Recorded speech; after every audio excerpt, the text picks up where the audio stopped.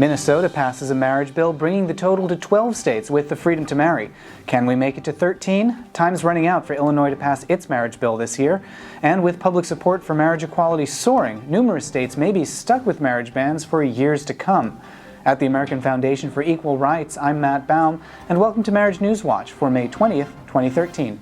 It's going to be a busy summer for marriage. Marriage equality goes into effect in Minnesota and Rhode Island on August 1st, and in Delaware on July 1st. About 53 million people now live in states with marriage. But work in those states isn't done. Many of the lawmakers who stood up for equality will face challenges in elections from anti-LGBT candidates. It's important to defend the politicians who stood up for the freedom to marry.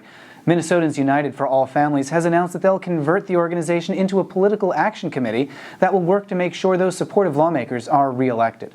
Over in Illinois, the legislative session is scheduled to end in less than 2 weeks. Time is quickly running out for a vote on that state's marriage bill, which Governor Patrick Quinn has pledged to sign. Visit eqil.org to learn more and find out how you can help. Polling in Illinois is strong, with 50% for marriage and 29% opposed. And national support continues to grow as well, with a new Gallup poll showing 53% favor marriage equality, with just 45% opposed. This is the 5th consecutive Gallup poll to show marriage equality at or above 50%. We have several additional surveys this week that show growing support in more conservative states. In Michigan, support's at 58.6%, an increase of 12.5 points in just the last year. In Virginia, it's at 55%, a 10-point increase in 2 years, and it's 55% in Arizona, with 35% opposed. That's the good news. The bad news is that all 3 of those states, and 27 others, have constitutional amendments banning marriage equality. That means that even with a majority of public support, those states are still stuck with marriage bans for the time being.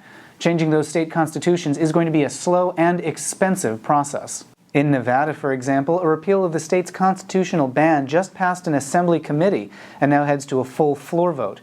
It's expected to pass, but then it'll have to wait 2 years before it can advance to the next round of voting. And then it'll be 2016 before the repeal finally makes it to the ballot. But there are other avenues for marriage equality to win. In Nevada and Hawaii, for example, there are lawsuits challenging the state's constitutional bans. Because those states are covered by the Ninth Circuit Court of Appeals, the lawsuits are on hold pending a Supreme Court ruling on the Proposition 8 case. If the court upholds AFER's previous victory, it could dramatically accelerate marriage equality across the country. And we're closer than ever to a resolution on the Prop 8 case. The deadline for the Supreme Court to rule is the end of June. Subscribe here on YouTube and at afer.org for breaking news alerts and to find out how you can help support the cause of equality for all. At the American Foundation for Equal Rights, I'm Matt Baum. Thanks for watching, and we'll see you next week.